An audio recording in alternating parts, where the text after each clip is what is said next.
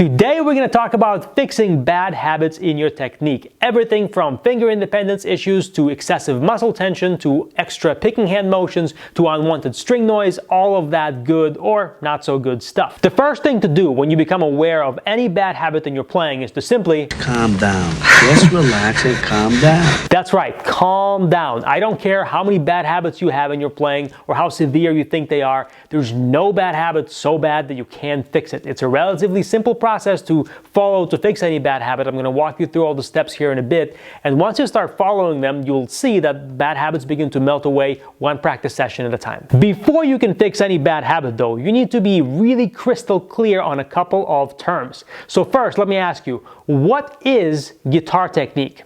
And before I tell you, pause the video and put down in the comments your best guess what you think guitar technique is. You don't know? Now I'm going to tell you. Guitar technique is very simply motions. It's what your hands do to play the notes you want to hear. Pretty simple, right? Next, what are bad habits? Bad habits are simply gaps or inefficiencies in your technique that are slowing you down or making it difficult for you to do the motions that you need to do to play the notes that you want. That's an interesting fact I'm going to have to remember if I'm ever on Jeopardy. So again, technique is simply motions, and bad habits are inefficiencies in those motions that are slowing you down, holding you back, and making it hard for you to play guitar the way you want to play it. So if you think about bad habits as simply inefficiencies, it should be very, very liberating, because every guitar player live, even the best guitar players in the world, John Petrucci, Yngwie, Paul Gilbert, Steve Vai, Andy James, Rusty Cooley, anybody you want to name, they all have inefficiencies in their playing that they're constantly trying to refine. Everybody's got them, Paul. The hell with everybody. And as they refine each inefficiency, that's when they get better, and that's when they learn to play new things that they can't play right now. That's why these players keep getting better all the time.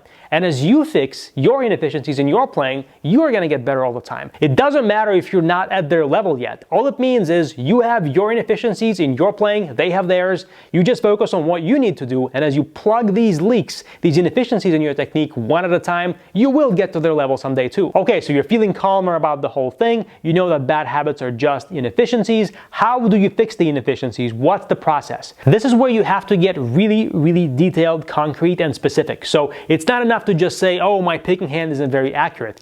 Let's identify the context where the motions or the notes aren't coming out the way that you want them to, and let's drill down using words like exactly, specifically, and precisely to identify what exactly isn't right, what precisely needs to be refined, and what specifically isn't the way it needs to be. Let's use a specific example to make this simple to understand. Say you're working on inside picking, and the bad habit you became aware of is that you're using your arm to move the pick back and forth between strings like this instead of using your wrist like you're supposed to.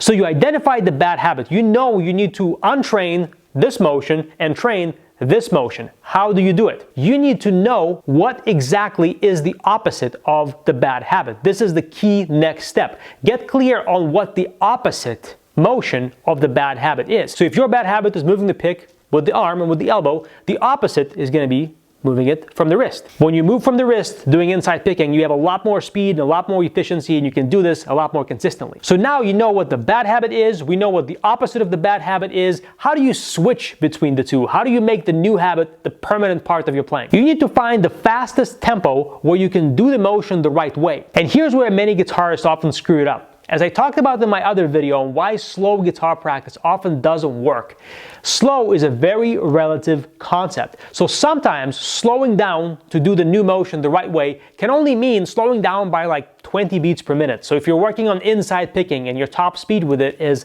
100 beats per minute in 16th notes, to do it with the wrist instead of the arm, you may only need to slow down to like 70 or 75 beats per minute, learn the motion from the wrist, and then very quickly in like 15 or 20 minutes, you've already closed the gap from 75 or 70 beats per minute to 100, doing it with the new motion. Congratulations, you fixed one bad habit. But what if your issue is way more severe? Let's say you've got finger independence issue, like I did years ago, where I would fret a note with my ring finger and my pinky would fly way up like this or would curl under the fretboard. How slow do you need to slow down then? It's a bull question. It's impossible to answer. Impossible because you don't know the answer. Nobody could answer that question. Because there's no metronome tempo slow enough for you to untrain this bad habit.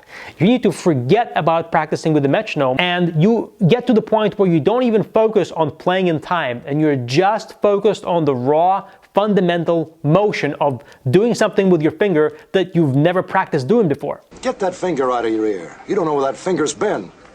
I used to sit there without a metronome and just stare at my ring finger trying to push the string to the fret. Sometimes it would take me 5, 10, 20 seconds to push one note while I would feel my pinky finger with my right hand and make sure it didn't tense up in the process. And I had to practice so slowly that if anybody walked into my practice room, it would look like I was just sitting there staring at my hand, not doing anything. Woo, woo, woo. Yeah, yeah. Point is, you may very often have to slow way down, way past whatever point of slowness that any guitar teacher has ever told you, but that is where you're going to find your biggest breakthroughs for certain very severe bad habits. Because one thing I always say to guitarists I train, you can get your hands to do just about anything when you slow down enough. And if you can't get your hands to do something you want after you slow down, just slow down even more. The good news is, you're not going to need to spend weeks and months practicing at these extremely slow, ridiculously slow speeds where it doesn't even feel like you're playing anything, because all you're trying to do is prove to yourself that you can do the new motion correctly even once. Sort of like in Rocky IV, when Rocky first landed his first big punch on Ivan Drago and proved to himself that the guy was not a machine. That's what you're trying to do with your bad habit. And once you do it correctly, once, twice, 5 times, 10 times, it becomes very easy to start closing the gap and increasing the speed very quickly. But until then, you slow down as much as it takes, you look in the mirror, and you make sure you're doing the motion the right way. That's how you're going to start seeing results. The key here is to not put the rest of your playing on hold while you're fixing a bad habit. It doesn't matter how much you think the bad habit is impacting your playing. No bad habit is more important than the rest of your guitar playing. Simply schedule some time to work on the bad habit, and then the rest of your time work on your other skills. You'll improve a whole lot faster that way. So there you have it, a simple process for fixing just about any bad guitar technique habit. If you want me to show you how to apply this process to your guitar playing, to your situation and your bad habits, I can help you with that in my rapid fire guitar practice training program. There, I not just go into much more detail about everything I talk about in my videos on this channel, but I can also take a look at exactly what's holding you back from playing the way you want, diagnose what your bad habits are, prescribe exactly what to do with applying this process and other problem-solving tools to fix all the stuff in your playing. So if you do what I say, you can very often start seeing results in the first week or sometimes even in the very first day. Now, heads up, the program is not cheap, but if you want to check it out, the link is in the description box below. If you like this video, like the video, subscribe to this channel, hit the bell so you're notified every time I upload new videos just like this for you. This is Mike Filipov, guitar practice expert from PracticeGuitarNow.com. I'll see you next time.